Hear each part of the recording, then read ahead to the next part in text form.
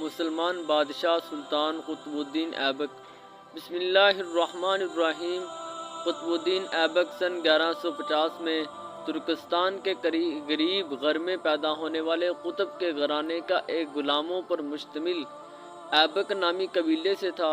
دور جہالت تھا، ابھی لڑکپن ہی تھا۔ والدین نے اپنے سے جدا کر کے نشاپور میں لگنے والی غلاموں کی منڈی میں بولی لگا کر اسے بیچ ڈالا۔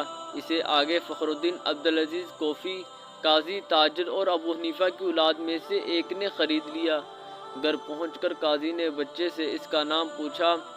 کمسن غلام نے نام بتانے سے انکار کر دیا۔ اگر نام بتا دیا تو یہ میرے نام کی توہین ہوگی۔ اب آپ کا غلام ہوں، جس نام سے پکاریں گے وہی میرا نام ہوگا۔ قطب الدین ایبک۔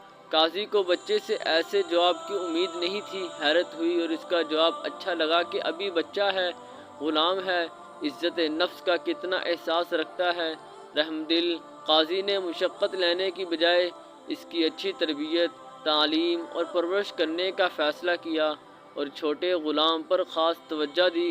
قطب الدین ایبک شروع سے ہی بہادر تھا، جنگجوانہ مشاغل، کھیلنے سے شوق رکھتا۔ بہت کم عرصے میں تعلیم کے ساتھ ساتھ گھڑ سواری، تلوار، نیزہ بازی اور تیر اندازی میں مہارت حاصل کر لی۔ قاضی قطب الدین ایبک کی صلاحیتیں دیکھ کر حیران رہ جاتا۔ سلطان شہاب الدین غوری، غزنی کا شہنشاہ، ایک روز شاہی گھڑدوروں کا مقابلہ دیکھ کر رہا تھا۔ قاضی قطب الدین ایبک کو لے کر سلطان کے پاس پہنچ گیا۔ سرکار، ساری سلطنت میں اس غلام کا گھڑ سواری میں کوئی مقابلہ نہ ثانی ملے گا۔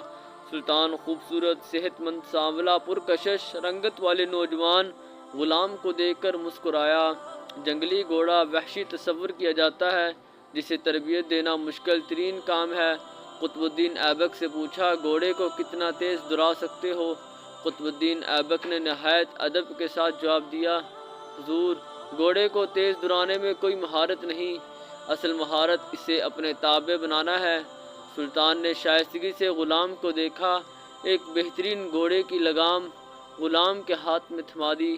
وہ اچھل کر گھوڑے کی پیٹھ پر بیٹھ گیا، کچھ دور دوڑا کر واپس لے آیا۔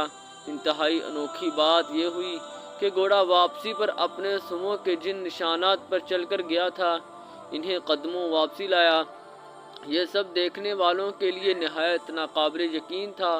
اس سے پہلے ایسی مہارت کبھی کسی میں دیکھی گئی تھی۔ سلطان غلام کی مہارت سے نہایت متاثر ہوا۔ جو جانور کو اپنا تابع مطیع بنا سکتا ہے، اس کے لیے انسانوں کو فرمانبردار بنانا مشکل نہیں ہوگا۔ سلطان نے اسی وقت غلام کو منہ بولے دام دے کر مصائب خاص میں شامل کر لیا۔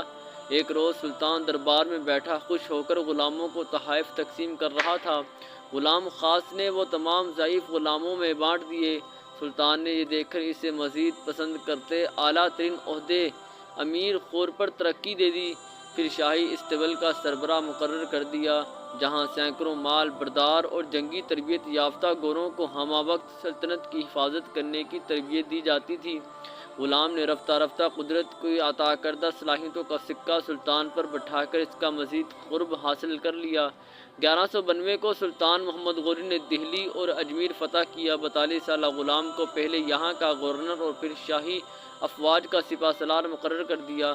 اگلے سال نوجوان غلام سپہ سالار نے سلطان کے حکم پر پڑوسی دشمن توج پر چڑھائی کر دی۔ پہلے سے بڑھ کر سپہ گیری کا بھرپور مظاہرہ کیا۔ سلطان نے غلام کو اپنا فرزند بنا کر فرمان فرزندی کے اختیارات دے دیے اور 2 میں سے ایک نائب ترین قیمتی سفید ہاتھی اسے انعام میں دیا۔ یہ وہ دور تھا جب اسلام اپنے عروج پر اور سارا یورپ جاہلیت کے اندھیروں میں ڈوبا پڑا تھا۔ اسلامی تاریخ کا یہ ایک بہادر غلام سپہ سالار قطب الدین ایبک بھی پھر وہ عظیم حکمران بنا جس نے دہلی فتح کر کے یہاں سب سے پہلی اسلامی مملکت کی بنیاد رکھی۔ یہاں سے غلام قطب الدین کا ستارہ چمکتا رہا۔ اس کی افواج گجرات، راجپوتانہ، گنگا جمنا، دوابہ، بہار اور بنگال میں اسلام کا سبز پرچم لہراتی داخل ہو گئی۔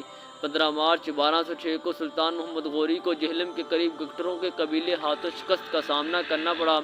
غلام پاس نہیں تھا، یہ مارا گیا۔ 23 جون 1206 کو لاہور میں ایبک کے تخت نشینی کا اعلان کر دیا گیا۔ قطب الدین ایبک کی زندگی کا سارا زمانہ فتوحات میں گزرا، کبھی شکست نہیں کی۔ تخت پر بیٹھ کر سب سے پہلا عظیم ترین سلطنت پر توجہ دی۔ بیشتر وقت نوزائیدہ اسلامی سلطنت کا امن و امان قائم رکھنے میں گزرا۔ عالموں کو قدردان فیاضی اور دادا درویشی سے تاریخ میں لکھ بخش کے نام سے مشہور ہوا۔ 1 نومبر 1219 لاہور میں چوگان کھیلتے گھوڑے سے گر کر راہ ملک عدم ہوا۔ انارکلی بازار لاہور کے ایک کوچے ایبک روڈ میں دفنا دیا گیا۔